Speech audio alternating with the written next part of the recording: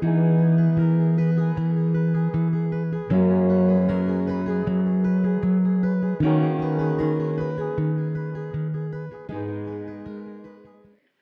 morning. My name is Kathleen Russell, and I serve as the CEO of the West Suburban Chamber of Commerce and Industry. On behalf of our board of directors, I want to say thank you for being here today.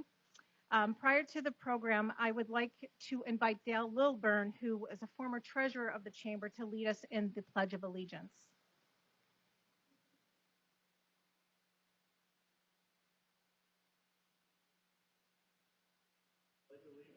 To the flag of the United States of America and to the republic for which it stands, one nation, under God, indivisible, with liberty and justice for all. Thank you, Dale. It is now my pleasure to introduce you to Amy Grace. Amy is a board of directors for the chamber, and she also serves as the co-chair for our Women in Business Committee. Thank you, Kathleen. Good morning, everybody. On behalf of the Board of Directors of the West Suburban Chamber of Commerce and the Legislative Committee, I want to welcome everybody to today's breakfast. I would also like to thank FNBC Bank and Trust, Vulcan Materials Company, and Plymouth Place for their support of today's event. Thank you to U Chicago Medicine Advent Health, McCook Athletic Expo, Republic Bank, Proxit Incorporated, Crown Castle, and UPS for their investment in the chamber throughout this year and being one of our regional partners. A special thank you to Nancy Cummins of the LaGrange Business Association. I don't know if I see her here yet. And to Sherry Sauer of the LaGrange Park Chamber of Commerce, and Kristen Hedinga of the Western Springs Business Association for your support also of today's event. We have several elected officials with us today representing our municipal partners. When I call your name, please stand up. Ernest Millsap, Village President of Hodgkins. Dr. Jim DeCepio, Village President of LaGrange Park. Terry Carr, Mayor, Village of McCook. Mark Kukler, President, Village of LaGrange. Marquette fan. Joe, Marquez, Mayor, City of Darien. John Ryan, Mayor, Village of Elsip. Eileen Donnersberger, Trustee, Village of Indian Head Park. And Charles Eck, Trustee, Village of Indian Head Park. Now it's my pleasure to introduce the moderators for today's program. First off, we have Tom Serafin. Tom opened his public affairs communication firm in 1987.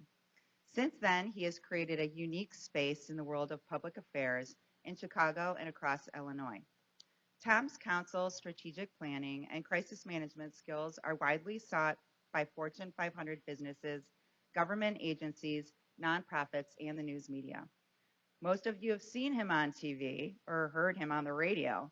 He's in big demand for his analysis because of his deep knowledge of the political landscape and his understanding of contemporary media. Back in 2015, Crain's Chicago Business named him one of the top 20 insiders in Illinois politics. His expertise comes from years of hands-on experience, first as a network radio correspondent covering the Illinois Capitol, and later in his role as press secretary for several U.S. Senate campaigns and a presidential campaign. Tom has given his time and talents to many nonprofit governing boards, including the University of Illinois Alumni Board, the Salvation Army, Catholic Charities, the Better Government Association, the LaGrange Little League, and the West Suburban Chamber of Commerce. But we are particularly grateful that Tom recently served for 2 terms right here on the board of Plymouth Place. Please welcome our moderator for this morning's panel, Tom Serafin. We also would like to welcome Steve Palmer, Palmer's Place, now Stadium Club, Steve is a lifelong resident of the village of LaGrange and is a strong believer in community service. He was appointed to the Metro Board of Directors in 2016. He serves on the Lyons Township Mental Health Commission, the Board of Directors of the Illinois Restaurant Association, and is the past president of the West Suburban Chamber of Commerce and Industry.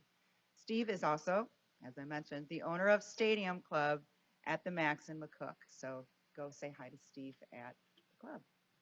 Thank you.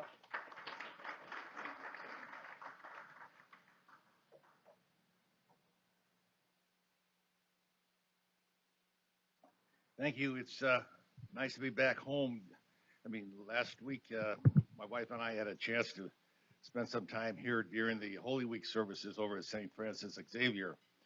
We were residents of LaGrange and LaGrange Park for 31 years, raised our two boys here. Beautiful communities and beautiful schools and great business. And so we're happy. I'm happy to be here. And I'm also particularly proud, if you have a chance, look through the windows, see what's going on back here. A whole new community in LaGrange Park. And it's a beautiful thing that they've been able to put together here at Plymouth Place. And I'm very proud that I had a little bit to do with it because I voted for it a few times.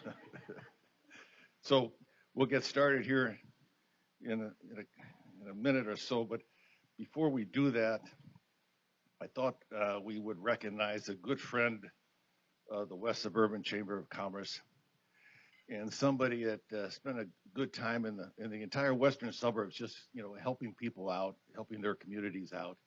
And she's no longer with us. I'm talking about President Alice Gallagher of Western Springs, who passed away, on March 21st of this year.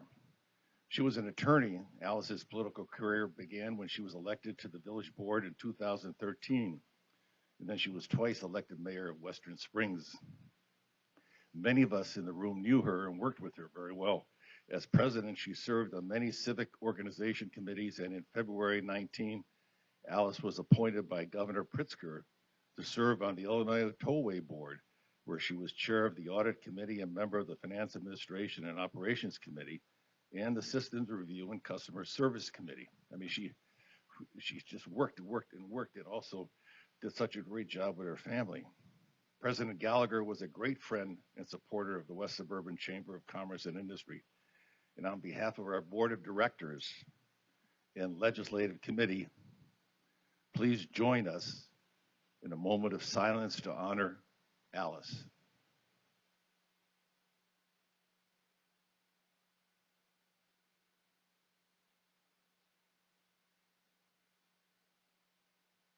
We extend our condolences to her husband, John, and children, John, Tom, Dan, Marilyn, and Joe.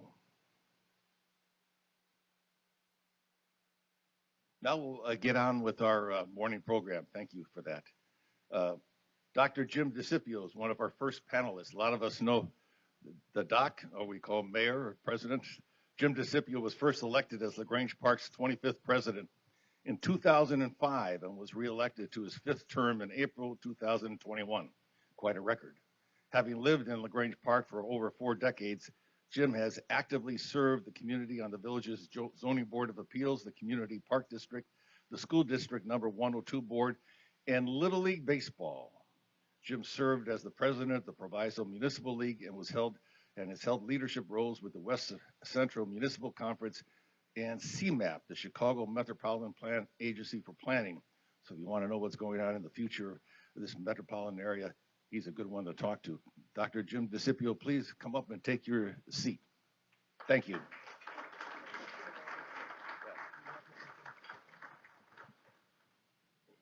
Our next panelist is Neil C. James. We've known Neil for a long time. He's been on the West Suburban Board. He's been contributing for a long time. A Chicago native, he was appointed executive director of the Metropolitan Mayor's Caucus in October of 22. Neil becomes the only second ever executive director of the Mayor's Caucus, which was put together and established by Mayor Richard Daley in '97, when he brought together 275 mayors from 9 suburban council of governments, short-term COGs, to work on key municipal issues. From the beginning, the mayors have set aside party politics to work together towards the common goal of improving the well-being of all who live in the region. And that's why, he's only 19, but he looks older. There you go. Prior to his appointment to the mayor's caucus, Neil served as the executive director of the West Cook County Solid Waste Agency for 7 years. Neil also served as policy analyst at the West Central Municipal Conference in 1998 and then as their deputy director in 2002. His experience also includes work with the Speaker of the Illinois House of Representatives from 92 to 98. Neil James, please take your seat.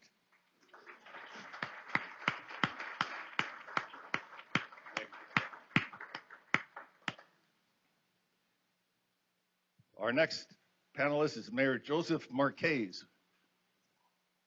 Mayor Marquez was first elected to the office in 97 as the alderman of the Ward 5 in the city of Darien. He was elected to that office 5 additional times and halfway through his 6th term ran for the office of mayor. He was successful in his recent re-election bid and will be sworn in for his 2nd term on May 1st. He currently serves as the president of the DuPage Mayors and Managers Conference and sits on the board of directors for the Metropolitan Mayors Caucus. Mayor Marquez is a 37-year resident of the city of Darien, and he has been involved in numerous civic, social, and religious organizations as a member or president. During his 35 years in public education, he served as an instructor, dean, division chair, assistant principal, and 1 year as interim principal. He taught graduate studies at Benedictine University for 7 years and has served on several advanced education accreditation teams. Please join me in welcoming this morning's panelists. Come on up, Mayor.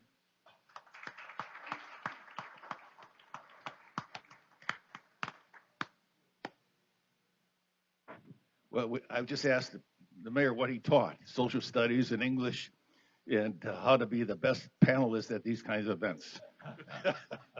So you guys are in for it. So we're talking this morning about LGDF, and I'd like to open it up with, and Steve Palmer is going to be taking questions. He's got these little 3x5 cards, and anybody has questions, please write them down. We'll gather them. And if you see Steve running around, he's picking them up. Thank you.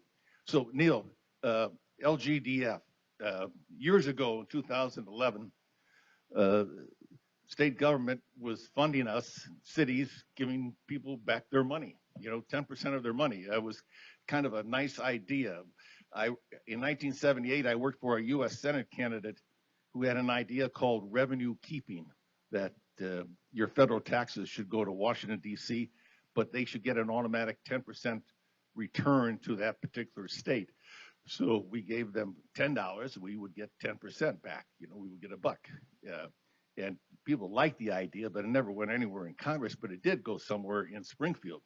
Can you give us a little bit of idea of what LGDF and its origin, Neil? Sure. Good morning, everyone. Just want to thank all of you for coming out this morning and hearing about LGDF. And if you're not familiar with LGDF, basically it is the Local Government Distributive Fund, and that has been in existence since 1969. I'm sorry. Can I hear me? Is that better? I am sorry. Should I start over? But in regards to LGDF, it's been in existence since 1969. It was I guess a compromise between the then governor and as well as the mayors in the state of Illinois to impose a state income tax, and the mayors were included with that aspect of the including a 10% share of that state income tax in lieu of the local governments imposing a income tax themselves. And so for over 50 years, local governments have been receiving 10% of the state of the income tax distributed amongst all the communities within the state of Illinois until, as Tom mentioned, 2011, when the state realized that there's an opportunity to take some of those funds from local governments and use for their own purposes in regards to balancing the budget. So now we are here in 2023 trying to restore those funds. It's definitely something that the communities need. It's something that we desperately need to restore. Since the time of 2011, there's been about 8 billion with a B dollars that have been lost by local governments that could have been used to invest in our communities in regards to streets, sidewalks, public safety initiatives, and equipment. So it runs the gamut, and I know the mayors are here to talk a little bit more about that, but that's a little bit what local government distributive fund is and why this desperately needed to be restored. And just tell us a little bit about what happened in Springfield, the dynamics in the first 10 years of this century. What was going on there that fund kind of stumbled along and, we started losing it? In regards to in 2011. Yeah. So there was definitely a budget impasse in Springfield. There were the legislatures were not working together and coming up with balanced budgets, and unlike what our mayors do on a yearly basis. And so they saw an opportunity once again to take the funds that local governments were receiving and use for to padding their own budget purposes. So, mayors, do you have anything you want to add to that? Or? Mayor Marquez? Well, I mean, You're on. Is it on? Yeah. is it on? Can you hear me? Okay. Basically, municipalities bailed out the state of Illinois. We saw the problems they were having down in Springfield, and while I was not a mayor at that time, I know that we made the sacrifice of some of those LGDF funds to help the state bail out the state with the anticipation that we were going to get that money back. Well, that's never happened. And what we've done over the past, my 4 years as mayor, is we've worked diligently to increase those funds to get back to 10%. In fact, a couple of years ago, they wanted to reduce it from 6% and actually take away even more. And we worked diligently to make sure that didn't happen. So it's been a battle over the last 10 years to get that money back. And it's almost as if Springfield does not realize that that money belongs to the taxpayers of our communities. That's basically the money that your taxpayers pay. It's not my money, it's our taxpayers' money. And we really need to be cognizant of that. Our taxpayers need to know that this is their funds. In effect, I'm providing the same services to my residents in terms of infrastructure and public safety, and they're getting taxed twice because I still have to provide the services, and the taxes that they're paying are going towards those services, whereas if we had that money before, that would not be the case. I don't know if Mayor DeCipio has anything he would like to add to that. I do. Thank you, Mayor. The other avenue that happened in 2011 was that they increased the tax rate, and the local government distributive fund was not included in that equation. And so while the rates went up, ours remained the same, which diluted what we were getting from the state even more. So I had Julia, who's our village manager, check for me and see exactly what are we talking about numbers-wise here. We have collected since 2014 $8.6 million. Western Springs has collected, I think, 8.5, and LaGrange 8.6. So we're talking significant money here. But on the other hand, what we've lost since 2011, when they changed it from the 10% to the 5% and 6% and 5%, and now it's at 6.1%, we've lost $8 million there, just us in LaGrange Park, over the course of the last 10 years. So that's significant money that our residents, it's their money, it's our money, it's our residents' money, that they could use. We went out for a bond referendum for infrastructure needs, road and an ambulance and a fire truck. And we asked our residents for the money, which we, may not have had to do if we had the LGDF money to its full 10%. So it's going to relieve if we can restore it back, which Representative DeLuca and Senator Murphy have presented. in 2027, I believe it'll be restored. It should be restored back to its 10%. That's our goal. That's IML's goal. That's West Central's goal. That's all our goal. But it's a constant battle. You know, it seems like since 2011, all we've done every year is what's happening with the LGDF. What do we have to do? What newsletters are coming out? Because they keep trimming and trimming it. And last year we received 2.1 million from the LGDF. That's 17% of our budget. That's significant, and that's not the full 10%. That was just 6.0%. So our residents need this money. We were promised this money. Unfortunately, in the 1970s, it was due to a handshake and a wish. But evidently, the philosophy of the representatives and senators back in 1970 was a little bit different than they are today. Because what I'm hearing today is that they need the money more than we do. We don't know how to manage our money. And we just need to get the word out there that we're the best managers of our residents' money. We're the endpoint. They see it's brick and mortar. They see us with tangible benefits that happen when we get that money back from Springfield. So Neil, you know, with that history from what the mayors are talking about, what's the logic in Springfield, or is that an oxymoron, for returning these funds? I mean, it makes common sense that a lot of the local legislators were members of the community. Sometimes they were mayors, and sometimes they were, you know, members of city councils, et cetera. What do you hear from them in Springfield? And you know, you're well liked. Everybody talks to you, and you're like a minister or a priest. I mean, everybody tells him everything, but he's very parsimonious with his information. Tell us today the inside story of Springfield. Well, you know, I appreciate that you say everyone likes me, but if that was the case, we would have LGDF restored back to 10%. Right now, unfortunately, we do have some that are definitely in support of LGDF, as Mayor DeCipio mentioned.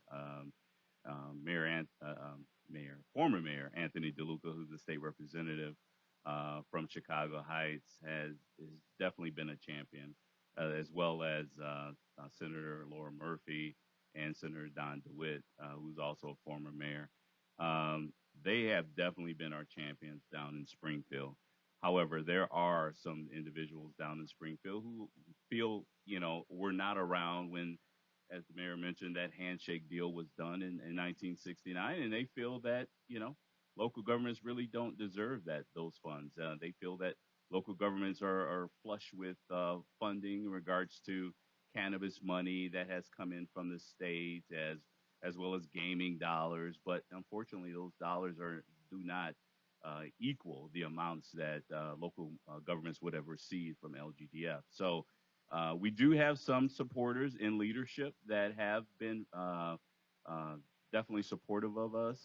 You know, Speaker Welsh who has been here to a lot of the chamber breakfasts, has stated to us that he is in support of restoring LGDF. We still have some meetings and hurdles to cross in the Senate with President Harmon, but you know, we're hopeful that we are able to you know, cross that finish line this session by restoring it. And we understand that the state legislature, you know, even though they dropped it from 10 to 6%, where we're currently at,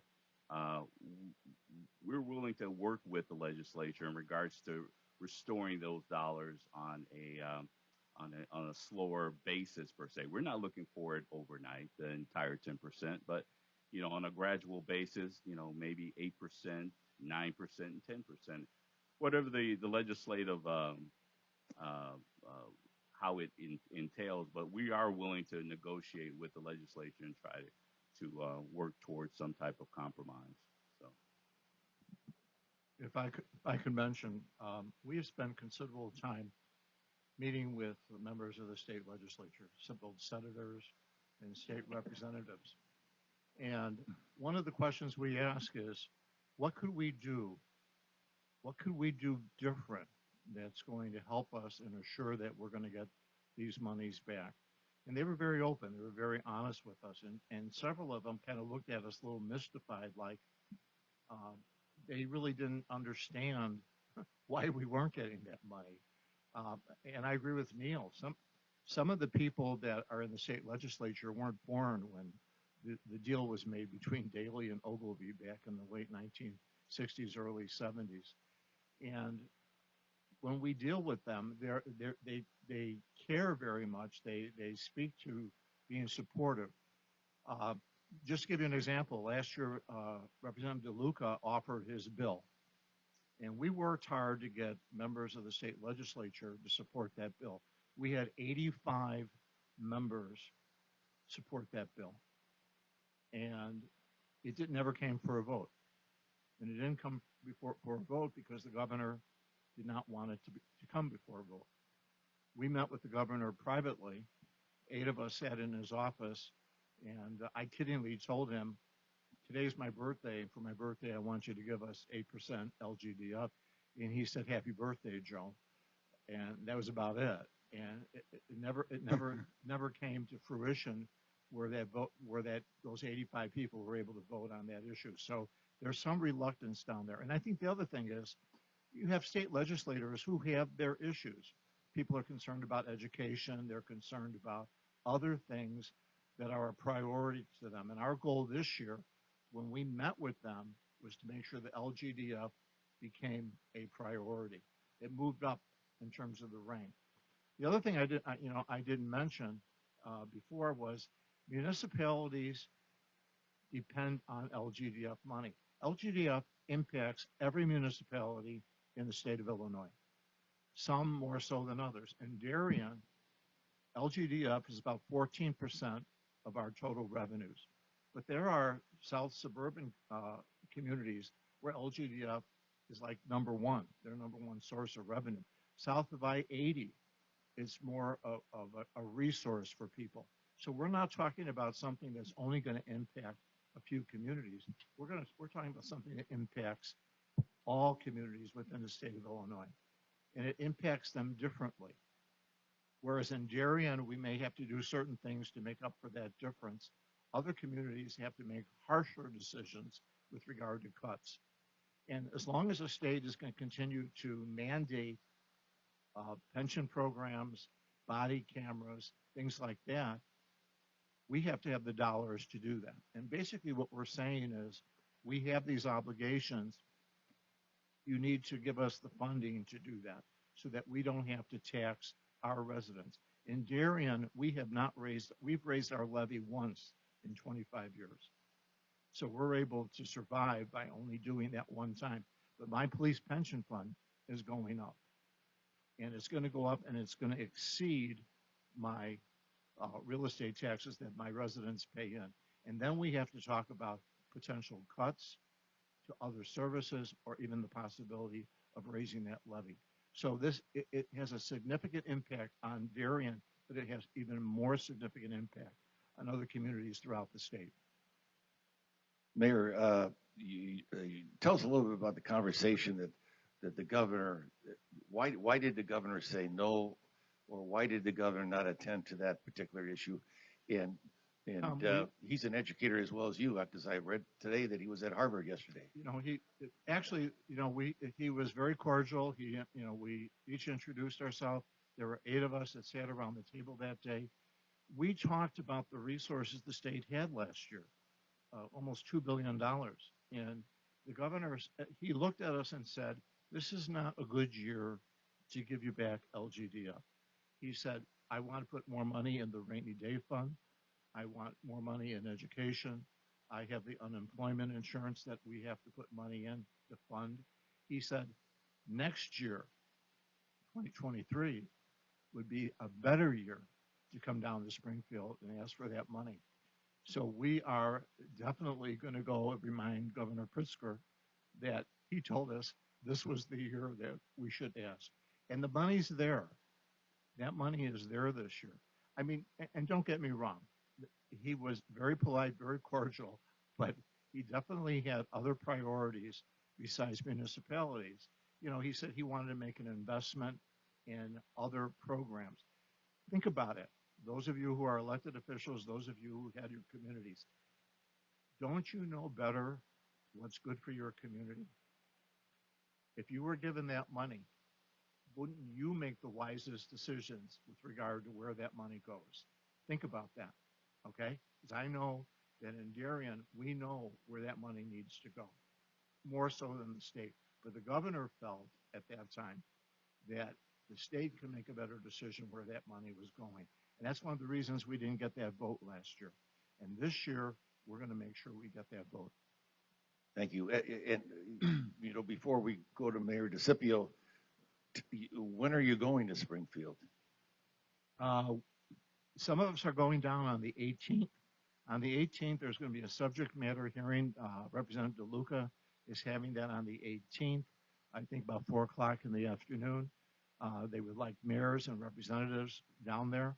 Our group is leaving on the 19th. We'll be down there the 19th and the 20th. And one of the first meetings we'll have, I believe, is with the governor. But we have meetings set up with President Harmon.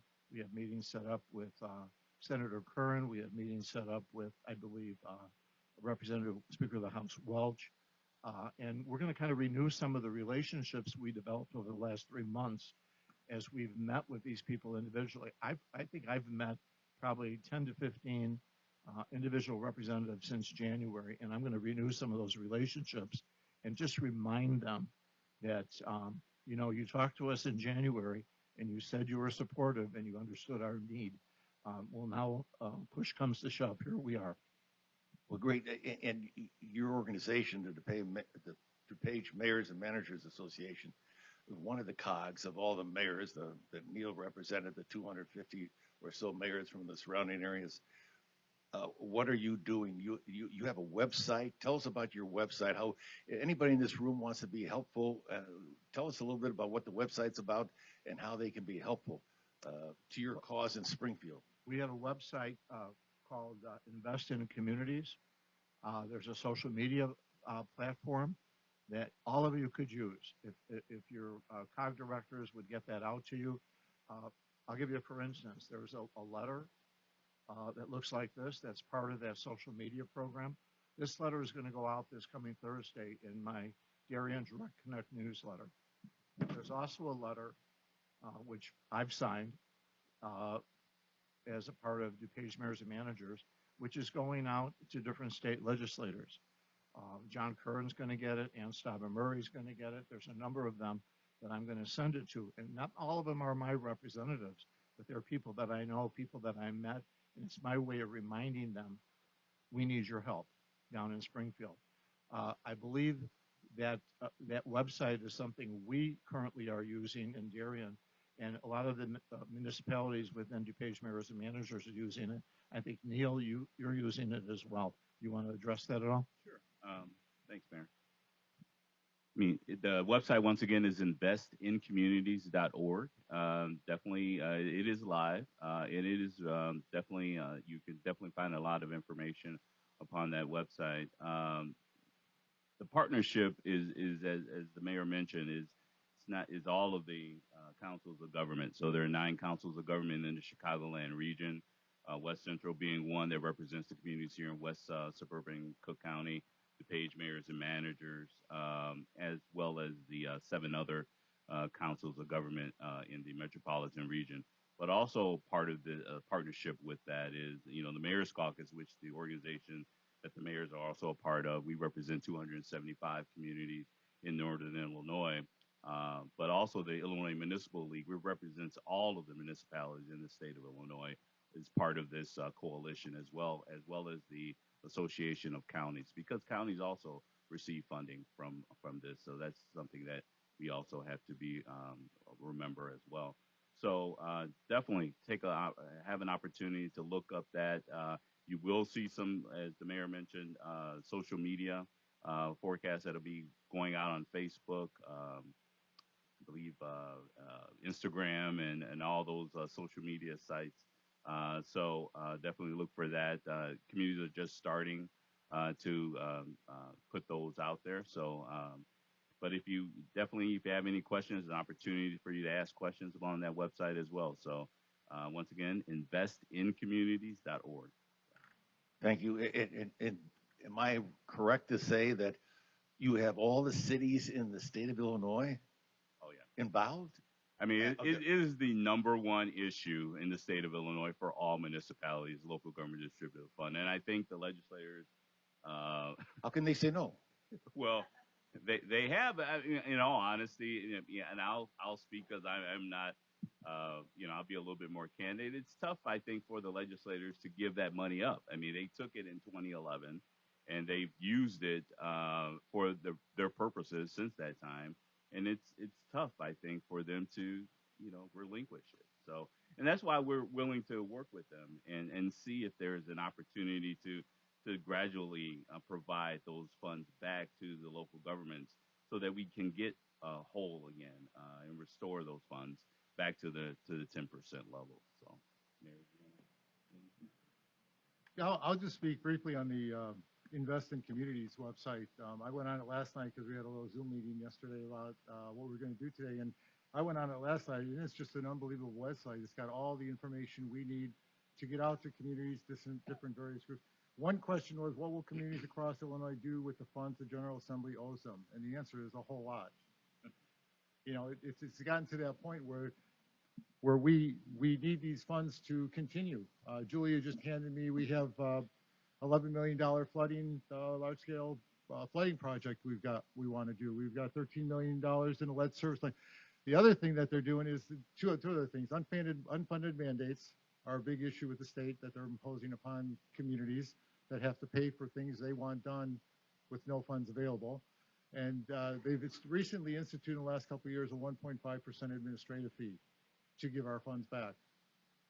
Yeah, so that was very nice of them. But anyway, the unfunded mandate. So we're trying to do great things in our community. It's all about the residents, right? And so they need certain things to make their quality of life what we want our quality of life to be, and that means good roads, police and fire protection, good fire trucks, good police cars, everything that a community needs to survive and thrive. And we're struggling because we don't have the funds to do that. And when you look at the 2.1 million that we've got last year, it's a significant amount. And consider if it would have been 10% what we would have gotten, probably about 3.7 or 8 million. We may not have to go. We went to referendum twice, 3-4 years ago.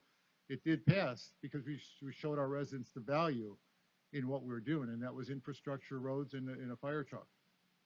And so these representatives and senators down in Springfield need to understand the value that we place in the projects that we have on dock, our residents that deserve these projects to get done, and the unfunded mandates that they're throwing at us on a daily basis. I mean, the lead service line replacement is going to be huge. Over $1 million it's going to cost us. Pensions. Back in 2014, we paid $700,000, contributed $700,000 in our pension fund. It's up to $1.4 million today, unfunded. And we want to provide it. I mean, we have a great police department. We got a great fire department. We don't want to skip on what we're supposed to be doing. But when you throw unfunded mandates at us that we have to come out of our own coffer to pay for these things, and then you're taking money on the other hand away from us, and we're the lifeblood of this state. We're the lifeblood. Our communities, and we talk about businesses. Businesses want to place their home in a community that thrives, that has good streets, that has a good government in their village hall, that has good police and fire. And those things we can only go after the best trained help in the world if we have the resources to offer it to them.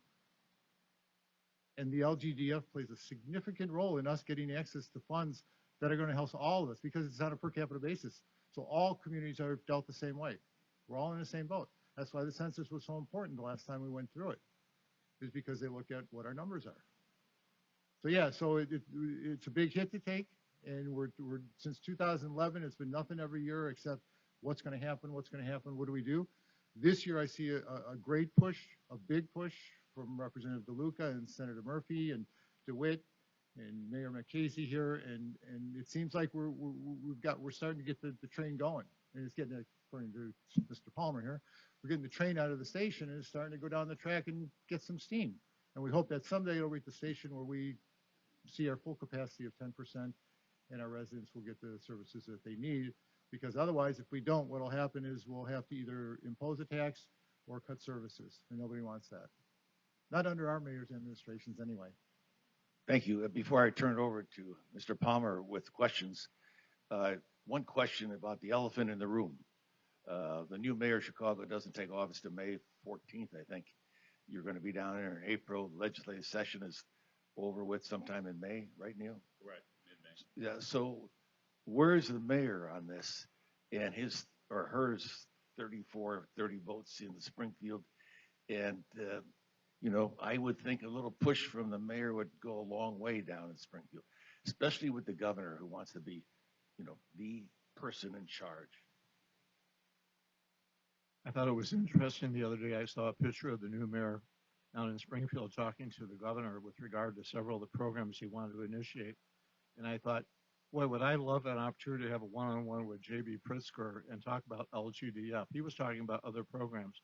And part of me wondered whether or not he even brought LGD up, because when you think about it, if you're getting 8.5% per capita, City of Chicago is going to benefit a lot. He's going to get a lot of money back. He really is. For Darien, to move it up to 8.5%, we'll probably get about $700,000 more a year. Can you imagine what that translates into the City of Chicago? So I guess the question is, will he bring it up? Did he bring it up, or will he join us? Mayor Lightfoot worked with us. She really did. 4 years ago when she got elected, we met with her down at the Union League Club downtown. She told us she wanted to be partners with the suburban DuPage and Cook County, and we worked with her. You know, we helped her get that casino in Chicago, and she worked with us through COVID, and she was supportive. I had a press conference a couple years ago down in downtown in the Cook County building, and Tony Preckwinkle joined us, and she was supportive of LGDF. So my hope is that Mayor-elect Johnson will support it. He'll join with us, and we're going to leave that to Neil to do that communication. And Neil, you're the man up. So when you talk to Mayor-elect Brandon Johnson, or you already got the call in probably, when do you think you'll see him? So yeah, we do have a call in. We're waiting to hear back. Hopefully, we have that sooner rather than later, because our executive committee is definitely anxious to talk to Mayor-elect Johnson about LGDF as well as other issues, and having him participate as well as Mayor Lightfoot did as well. So I would anticipate that the city of Chicago will be on board with this. They've already made their legislative chair for their legislative committee has already stated that LGDF is one of the top issues for the city of Chicago. I believe the aldermen are still, waiting to meet with the mayor. But I anticipate that the mayor-elect will definitely be on board with us. If we are not successful this year, he will definitely be with us in those battlefields for next year as well. I heard this morning that he was at the Blackhawk game last night. Rocky Wirtz has got an insight. So if you need somebody there. Tom, if I can mention one thing, Mayor DeCipio made a point about the programs that he could have if he had the money. You know, we lost $14.2 million in Darien over the last 11 years. And I'm not going to sit back and say what I could have done with that money. My concern is what I could do in the future if I got that additional $750,000 a year. Those are the programs I'm concerned about with the new mandates, with my police pension fund, the ramp. I mean, all of you look at your ramps, where your ramps are going with regard to your pension funds. And we want to assure that we can make those payments. Look at your lead line, service line program. Look at your body cameras that you need to go out and purchase. There are a lot of things coming up. We would like to establish a mental health program in Darien.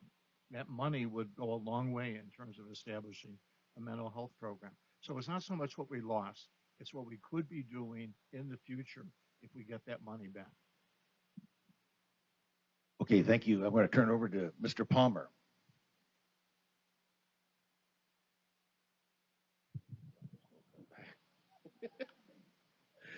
There are no cards on your tables. If you have any questions, got a couple up here, but we could certainly use some more.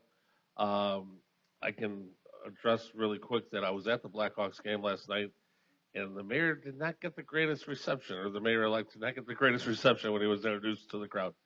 One right off the bat is somebody brought up already that the funds are distributed by population.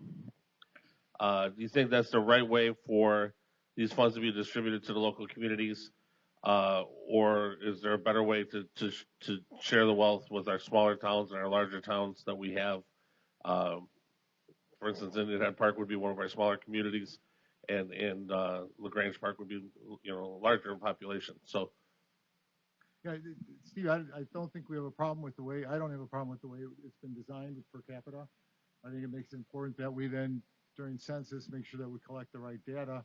And so it's not the numbers, it's the amount that we're getting that we want all our residents. So not all our residents are getting it if it's per capita. If we're down to 6% of the 10% we're supposed to get. So, yeah, the per capita, larger towns, I mean, look what Chicago's going to get. And this is, I'm listening to what the mayor is going through, and I'm going, why wouldn't he jump on this? I mean, it's a ton of money for the city of Chicago. And so, per capita, I'm fine with, and I think that's the right way to go. I don't know if Mayor Marchese has a different view.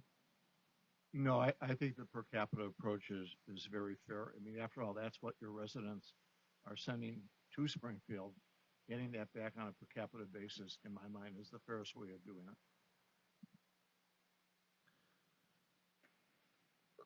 you guys are doing a lot of work. Neil, your organization is doing a lot of work to lobby for this and make things happen.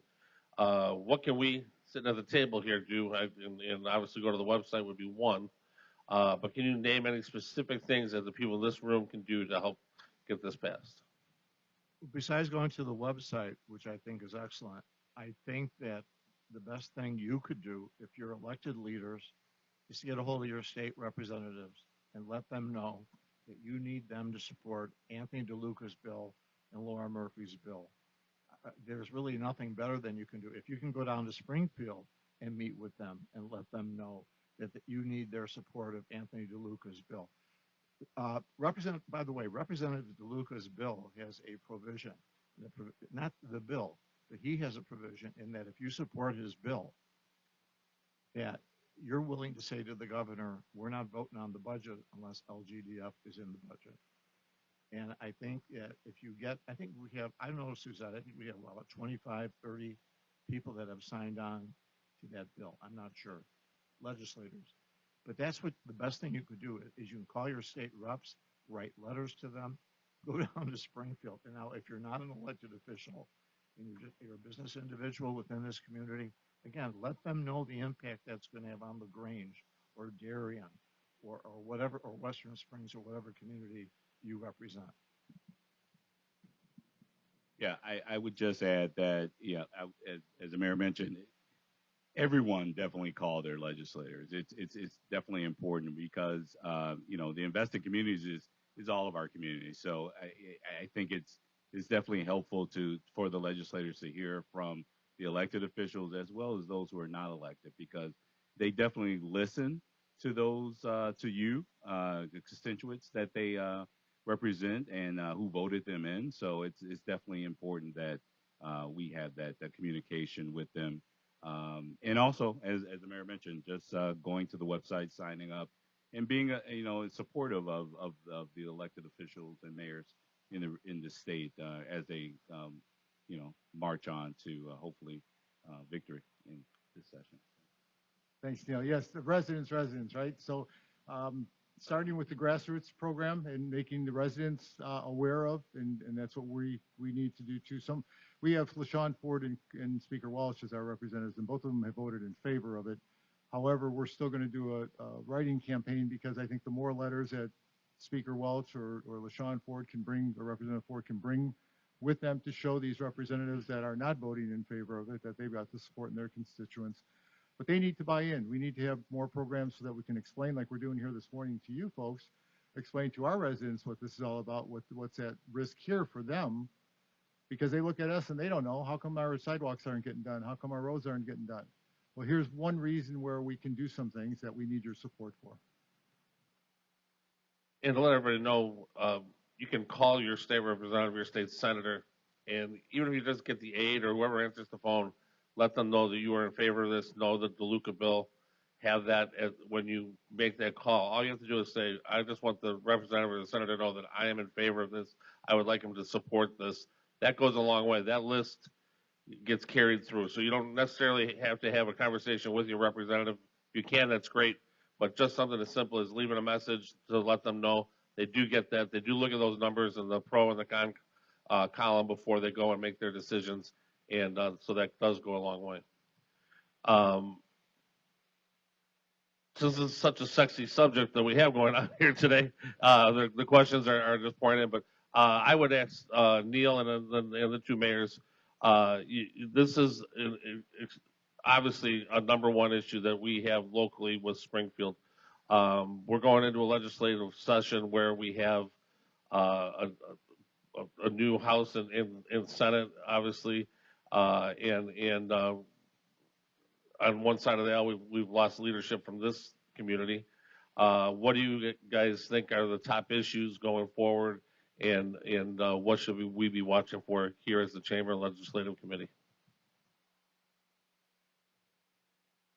Well, besides local government distributive fund, there are a lot of issues. There was one issue that we were very involved with.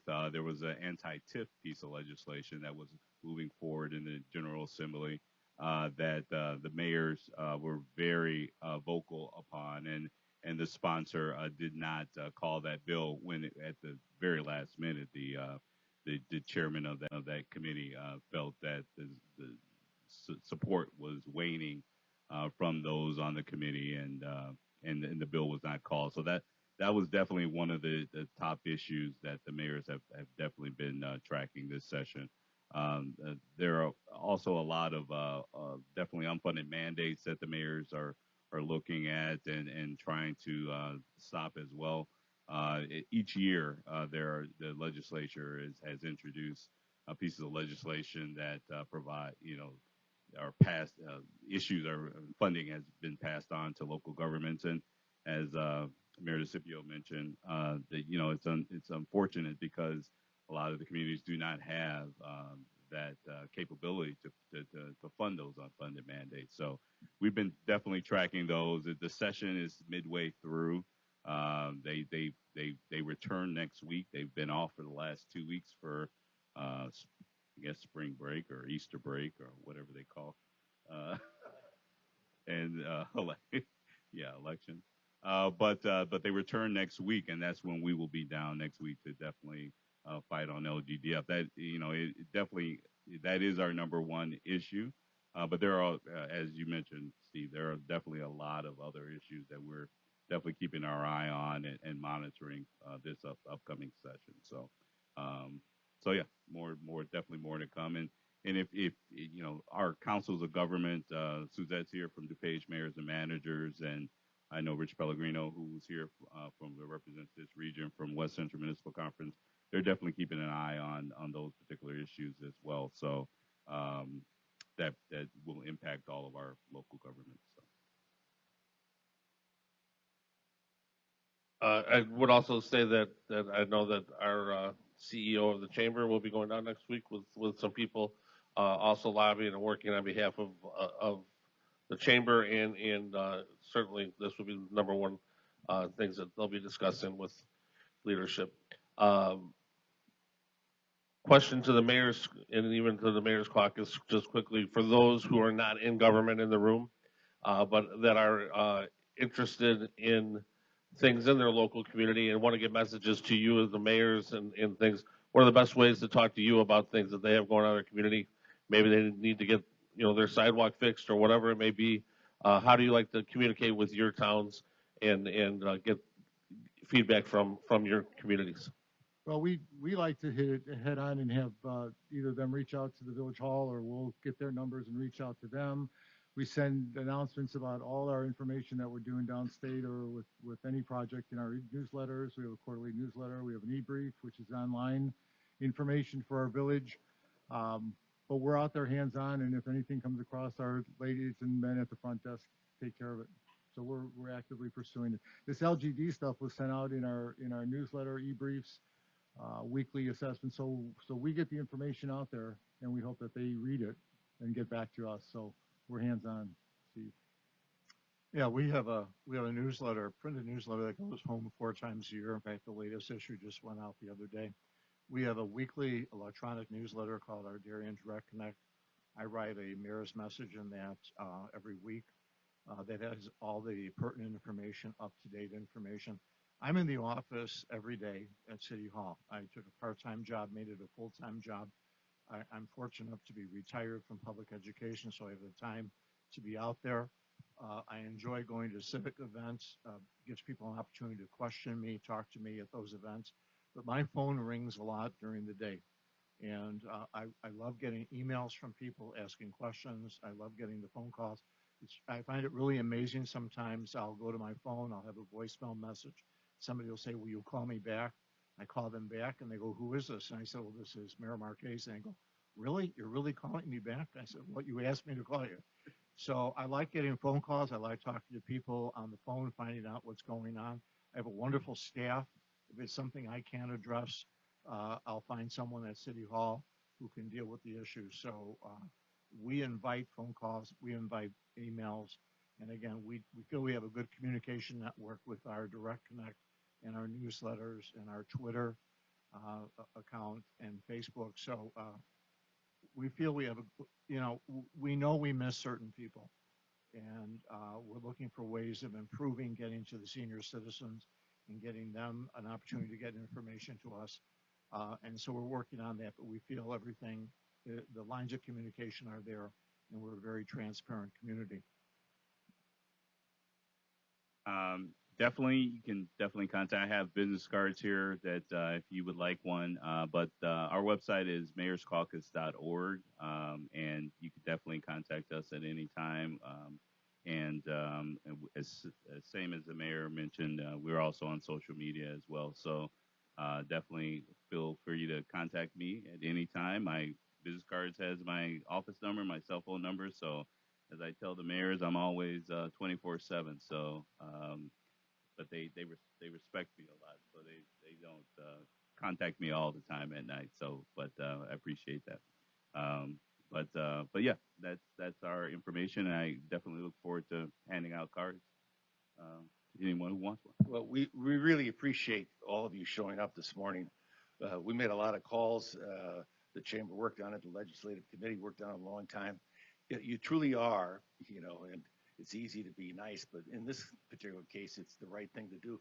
You really are public servants because you do return your calls personally. I know Mayor DeCipio for 30 years. I know Mayor Marquez for about 10 years. You always just do the job. And Neil, you're always there. So God bless all three of you. Thank you for being here. We appreciate it.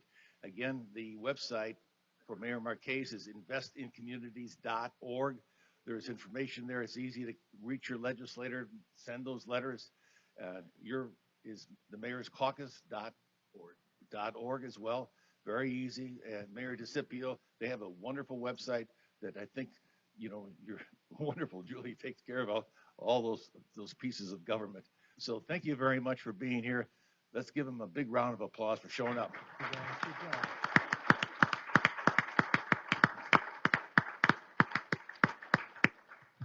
Thank you and have a very good day. Thank you, Tom and Steve. Yeah, thank you.